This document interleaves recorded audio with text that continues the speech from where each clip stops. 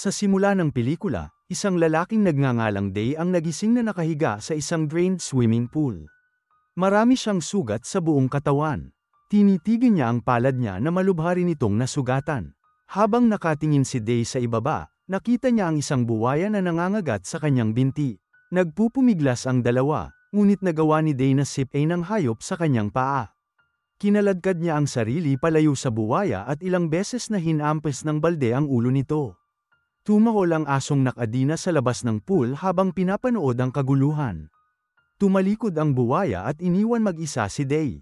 Habang nag-zoom out ang camera, nakita namin si Day na na-stuck sa isang malalim na pool na walang hagdan para makalabas. Pinutol sa 6 na araw ang nakalipas, ang parehong pool ay napuno ng tubig. Si Day ay tumutulong sa isang photoshoot na nagaganap sa pool. Ibinagsak ang isang sofa sa tubig kung saan nagpo-pose ang isang modelo sa Joker makeup. Dumating sa shoot ang girlfriend ni Day na si Koi kasama ang kanilang asong si Lucky. Sinabihan si Day na dalhin si Lucky bilang prop para sa photoshoot. Diabetic si Day, kaya pumunta siya sa isang sulok para kumuha ng insulin shot kung saan sinusundan siya ni Koi. Nagbibiro siya tungkol sa pagiging buntis, na nakakaligalig kay Day. Dinadala nila ang aso sa shoot na napakahusay. Ang mga tripulante ay kumukuha ng larawan na magkasama at umalis. Kinabukasan, nasa pool ulit si Day kasama si Lucky. Nandyan siya para linisin ang kinalabasan ng shoot at isil ang lugar dahil matagal nang walang tao. Bago maglinis, nagpapahinga muna siya sa kanyang floaty sa loob ng pool. Naroon din ang kaibigan ni Day at ang supervisor ng pool na si Mom at nakaimpake na ang kanyang mga bagahe. Aalis siya ng bayan sa susunod na 3 buwan at nandoon siya para magpaalam. Hinugot niya ang isang pingga pababa upang maubos ang tubig mula sa pool, pagkatapos ay itinali si Lucky sa isang kadena sa isang poste sa malapit. Bago siya umalis ay pina-order siya ni Day ng pizza, pumayag naman si Mom at lumabas ng lugar habang sinasabihan si Day na mabilis na lumabas ng tubig dahil naubos niya ito. Nagkamali si Day na nakatulog sa kanyang floaty, hindi napansin ang pagbaba ng tubig sa pool. Maya-maya, ginaisang siya ni Lucky, tumatahol. Sa wakas ay napansin niya ang lebel ng tubig at lumangoy patungo sa gilid para makaalis sa pool. Ngunit napagtanto niyang napakalalim niya para lumabas. Sinubukan ni Day na umakyat sa pool, ngunit hindi ito nagtagumpay. Nabali pa nga niya ang isa niyang kuko sa proseso. Pagkatapos ay dinala niya ang floaty upang tulungan siyang umakyat, ngunit hindi rin ito gumana.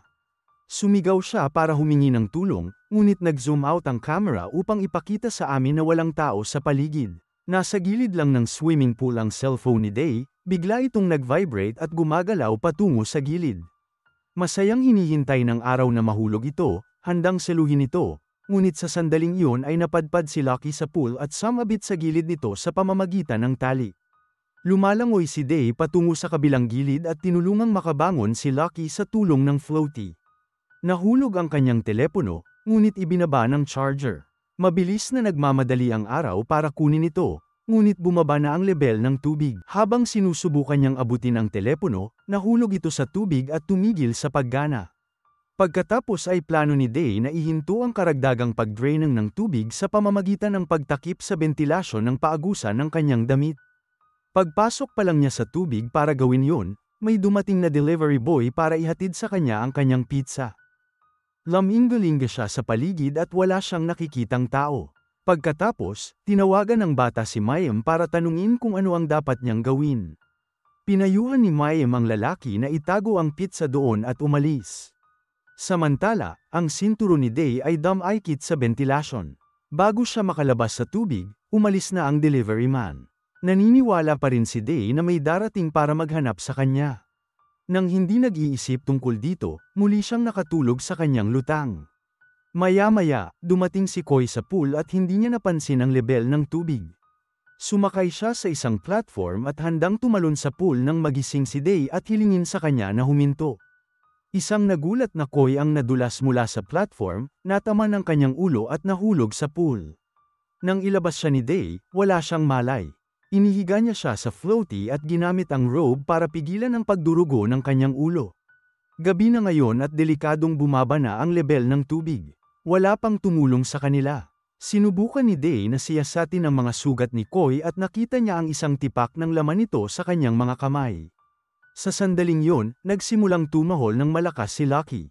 Gumapang palabas ng maintenance room ang isang buwaya at gumagalaw patungo sa aso.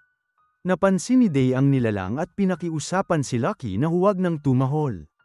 Bago pa maabot ng buwaya si Lucky, nadapa ito at nahulog sa pool. Ngayon si Day ay natigil sa isang pool kasama ang isang buwaya at isang sugatang kasintahan. Lumipas ang gabi at sa umaga, ang pool ay ganap na tuyo. Hindi pa rin nagkakamalay si Koi. Natutulog ang buwaya na nakabuka ang bibig sa kabilang side ng pool. Biglang napansin ni Day ang isang positibong pregnancy test sa bulsa ni Koi at nalaman niyang buntis siya. Nagtataka, sinabi niya sa walang malay na katawan ni Koi na magiging okay ang lahat. Ininspeksyon niya ang kanyang pinsala at nakitang dumudugo pa rin ito. Pagkatapos ay nilapitan niya ang natutulog na buwaya, na may duct tape roll sa loob ng kanyang bibig. Inihagis ni Maom ang duct tape roll ngayon bago umalis. Nakuha ni Day ang tape sa bibig ng nilalang, ngunit ginayang ito sa proseso. Ang buwaya ay umuungol sa araw na yon, ngunit siya ay tumakbo pabalik sa Koi sa oras. Ginagamit niya ang duct tape at isang piraso ng kanyang robe para matakpan ang sugat ni Koi at pigilan ang pagdurugo nito. Nag-ipon siya ng isang balde na puno ng tubig sa pool para inumin nila. Pagkatapos ay plano niyang buksan ang lagusan ng pool at gumapang sa labas sa pamamagitan ng isang lagusan. Binuksan niya ang takip ng vent at bumalik para tingnan si Koi. Bago siya makabalik, gumagapang ang buwaya sa lagusan. Ang araw ay naghihintay ng mahabang panahon para sa pagbabalik nito, ngunit kapag ito ay hindi, siya ay nakipagsapalaran at siya mismo ang pumasok sa vent. Pagkatapos ay gumapang siya sa lagusan at nakahanap ng labasan na nakalock mula sa labas. Sa sandaling yon, gumagapang ang buwaya pabalik sa pool at patungo sa Koi. Nagmamadaling bumalik si Day at kinaladkad ang nilalang sa buntot nito. Ang buwaya ay hindi umaatake sa kanya pabalik.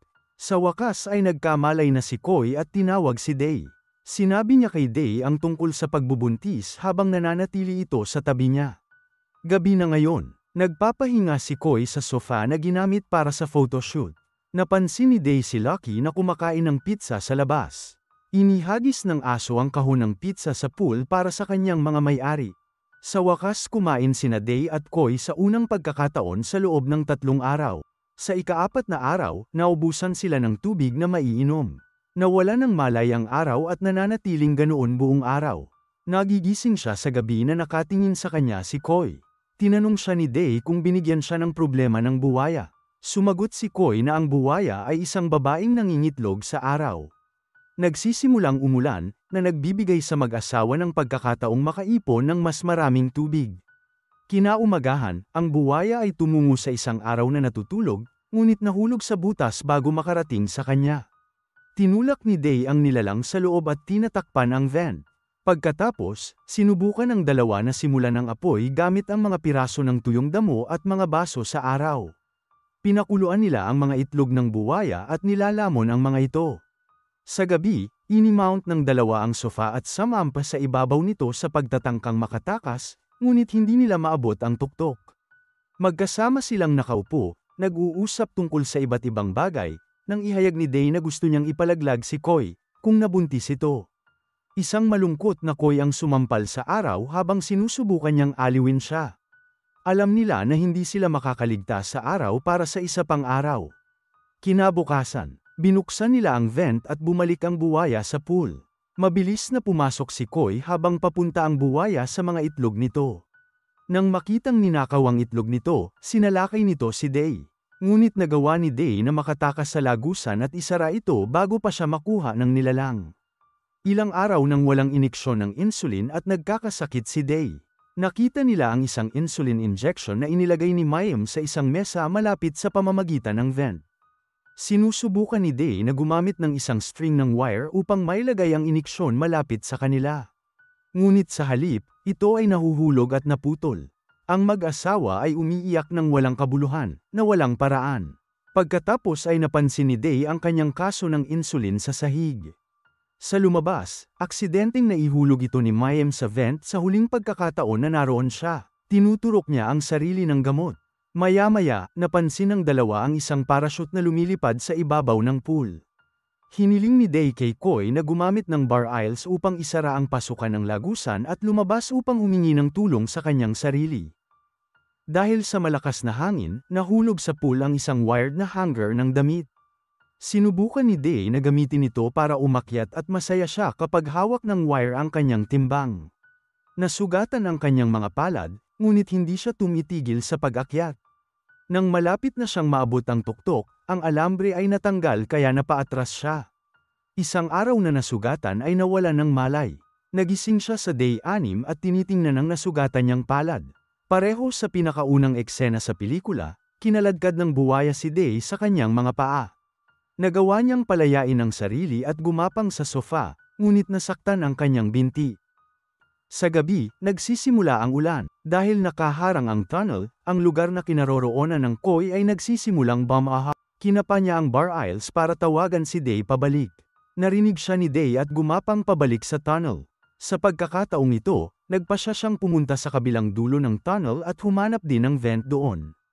Nagagawa niyang mabuksan ito at masayang humakbang palabas. Gayunpaman, sa lalong madaling panahon siya ay nahugasan ng pagkabigo. 2 swimming pool pala ang pasilidad. At pangalawa lang ang pinasok niya. Ito ay kasing lalim ng una at walang paraan. Ika-7 araw na ngayon. 2 tao ang pumunta sa pool na naghahanap ng kanilang parachute na parang laruan, ngunit parehong wala sa paningin si Day at Koy. Pumasok sila sa pool sa pamamagitan ng hagdan at kinuha ang kanilang laruan. Nakatago ang buwaya sa ilalim ng sofa kaya hindi nila ito makita. Narinig ni Day na nag-uusap ang mga lalaki at sumisigaw para humingi ng tulong, ngunit pagdating niya sa tuktok, wala na sila. Ngunit naroon pa rin ang hagdan. Umuulan muli habang siya ay napipiya patungo sa hagdan, ngunit bago niya ito maabot, si Day ay inatake ng buwaya. Halos lubog na sa baha ang lugar na kinaroroonan ni Koy. Papatayin na ng buwaya si Day, ngunit biglang lumabas si Koy sa tubig at sumipol. Ang makitang buhay si Koy ay nagbibigay kay Day ng karagdagang gasolina upang mabuhay. At siya ay lumayo sa buwaya sa tamang sandali. Naglalakad muli si Day patungo sa hagdan, ngunit ang bar aisles na nakakabit sa hagdan ay umiikot, dinadala ang hagdan kasama nito. Ang huling pag-asa ng araw para sa kaligtasan ay wala na. Sa sandaling yun, ang pagsipol ni Koy ay umaakit kay Lucky dahil ang parehong sipol ang ginamit upang sanayin ang aso. Binalaan ni Day si Lucky na huwag tumalon, ngunit ang kanyang mga pagsisikap ay walang kabuluhan. Ay sumusubok na tumalon sa pool at nauwi sa pagkakabit sa leeg nito. Isang araw na walang magawa ang tumitingin at umuungol sa sakit, habang si Lucky ay unti-unting namamatay dahil sa inis.